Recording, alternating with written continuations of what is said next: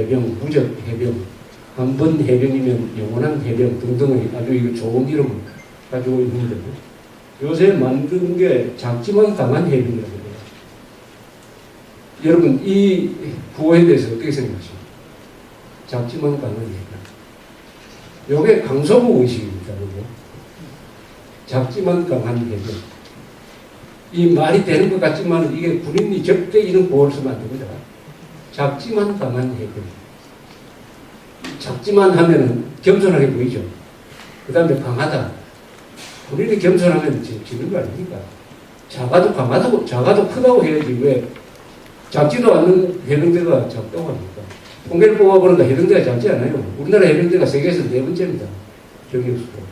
미국 17만, 불란서 34,000, 대만 3만, 한국 2만 7,000명.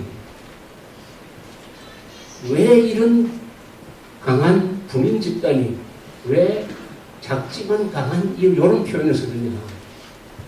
군인 정신이 약하기 때문입니다. 군인 정신.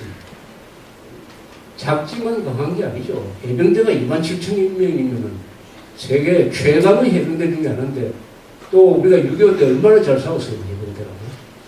오직 또 해병대 전후의 사람들이 뭐 완장 입고 나오면 좌익들이 꼼짝 못하지 않습니까? 강한 해병이죠. 귀신 잡는 해병, 무적 해병, 이거는 군인 정신이 있는데 작지만 강한 해병이라는 것은 이것은 과공비례라고 그러죠.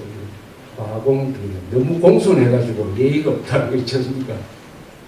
작지만 요게 강서구 것입니다. 흔히 이런 게 많아요.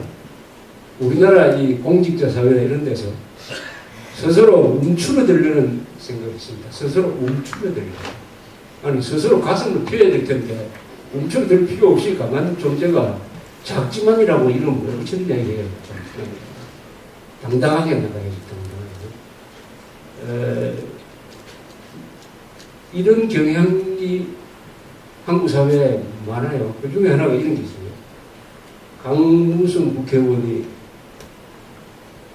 대통령 부인이 뭐 뇌물 받았다고 아주 그 말 자체로 보면 앞뒤가 안 맞는 이야기를 했어요. 거기 보니까 갖다 준 게 무슨 그 아메리칸 익스프레스 그거죠. 그러니까 뭐 트래블 체크 비슷한 걸 갖다 준 걸로 되어 있는데 그건 전부 다 추적이 가능한 건데 왜 그걸 갖다 줍니까?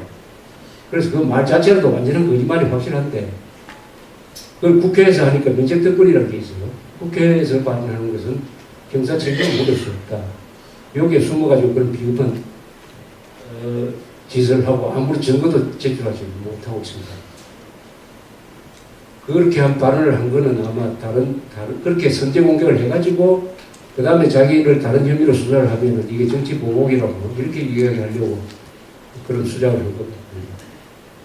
여기에 대해서 이명박 대통령과 그 청와대 사람들이 화를 냈다. 신문에 보면 이명박 대통령 경로했다고 나왔어요. 경로.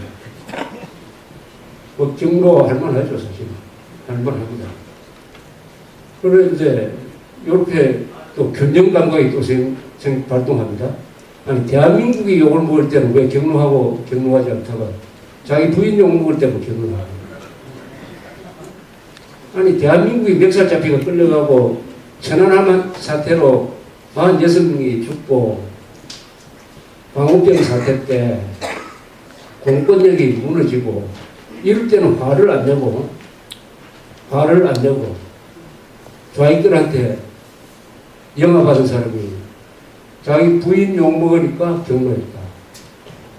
그러니 세상이 이렇게 공평하다 이겁니다. 사람 마음이라는 게. 그런데 대통령 발언이라고 국무회에서 한 발언이라고 전해진 게 이런 내용이 있었어요.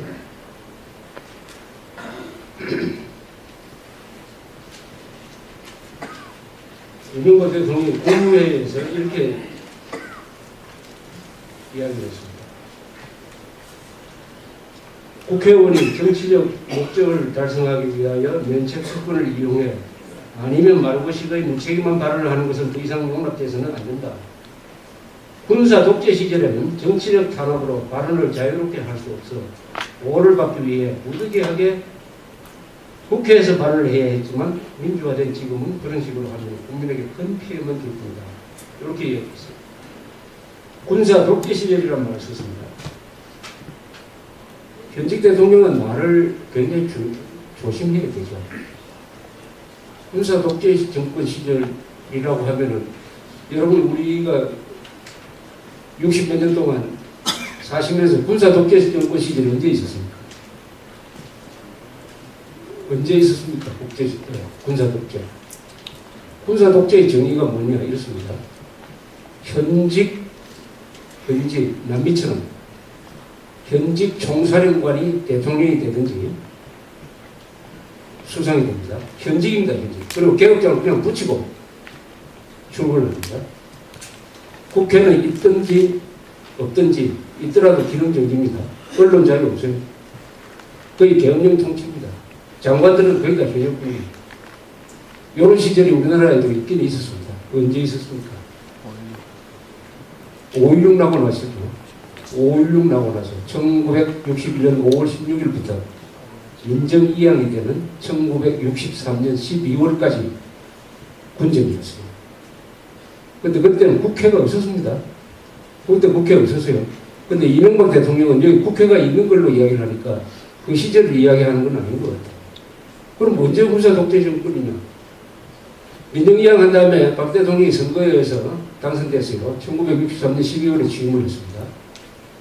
그 뒤에 1972년 10월 17일 유신 선포가 있을 때까지는 군사 정권이라고 볼 수 없습니다. 현역 군인들이 장관한 적이 없어요. 그리고 언론 자유가 거의 보장이 되어 있습니다. 국회가 활발하게 기능을 하고 있었어요. 이건 군사 독재 정권 시절이 아닙니다. 그 다음에 10월 17일 유신을 선포를 했어요. 비상계엄령이 펴졌습니다. 그리고 유신 체제가 등장했어요. 그러나 국회는 사라졌어요. 언론 자유도 상당 부분 보장이 됐습니다. 군인들이 현직 장관을 하지 않았습니다. 유신 체제가 비록 언론 자유와 정치 자유를 많이 제한했다 하더라도 군사 독재 시절은 아니죠. 군사 독재. 더불어 그때는 국회가 있었어요. 그러면은 또 한 번 돌이켜보면 이런 시절이 있었어요. 1980년 5월 17일 전국 계엄 확대를 하고 전두환 장군이 지휘하는 신군부가 등장했습니다. 그래서 국보위라는 게 생겼어요. 국보위라는 게 생겨가지고 사실상 하나의 혁명위원회처럼 이 나라를 이끌어간 적이 한 6개월 정도 있었어요. 6개월 정도 있었어요. 그럼 몇 대를 말하는지. 그럼 이때도 국회가 지금, 이때는 또 국회가 기능하지 않았어요. 이명박 대통령 국회가 있는 상태에서 군부 독재가 있었다고 생각합니다. 그럼 이때도 아니에요. 결국은 군정 시절, 하여튼 앞뒤가 맞지 않는다, 이런 얘기죠. 그러면은, 이 정도로 전 정권을 이야기를 하려면은, 최소한 김정일 정권은 독재 정권이란 말은 해놓고 해야 됐답니다. 이명박 대통령 입에서 대통령이 된 이후에 김정일 정권은 민족 반역적 독재 정권이라는 말이 한 번도 안 나왔습니다. 한 번도 안 나왔는데 오늘날 세계 랭킹 12위 되는 삶의질에서 12위 되는 나라를 만든 그 주인공들을 향해 가지고 군사 독재 정권이라는 표현을 쓰면 안 되죠. 그렇지 않습니까? 군사 독재 정권이라는 게 군정 시절밖에 없었어요. 그러니까 그 5.16 이후에 이 군정은 이 대한민국을 근대화하는데 결정적인 역할을 한, 역사적으로 판단하면 가장 위대한 건설을 한 정치 세력으로 높게 평가되고 있습니다. 그 사람들을 향해서 군사 독재라고 하면은 틀린 말은 아니에요. 틀린 말은 아니지만은 균형 감각이 없다 이렇게 되는 거죠. 균형 감각, 공평하지 못하다. 이명박 대통령이 공정이라고 이야기하는데 이 공은 공평한 것을 의미합니다. 공평한 것을. 이 저울처럼 공평한 거죠. 그러니까 대한민국이 욕먹을 때는 가만히 있다가 자기 부인이 욕먹을 때는 경로를 한다든지, 김정일 정권에 대해서는 독재라는 독자도 꺼내지 못하면서 자신이 야망을 펼칠 수 있는 그런 무대를 만들어준 박정희 또는 전두환 정권을 향해서 군사 독재 정권이라는 표현을 쓰면은 이게 공평하지 못한 거죠. 공평하지 못한 겁니다. 그리고 이것은 한국 역사에 대한 일종의 자학적 관점입니다. 자학이라는 게 있죠. 자학, 스스로 학대하는 거, 스스로. 남은 세계에서 12등, 15등 되는 나라로 알아주는데 대통령이 나서가지고 다른 사람도 아니고 NGO도 아니고 말이죠. 대통령이 나서가지고 전 정권을 향해서 군사 독재 정권이라고 이렇게 하면 얼굴에 700개가 아니냐. 그래서 오늘 주제가 이게 어떻게 한나라당과 이명박 정부를 어떻게 바로 세울 것이냐.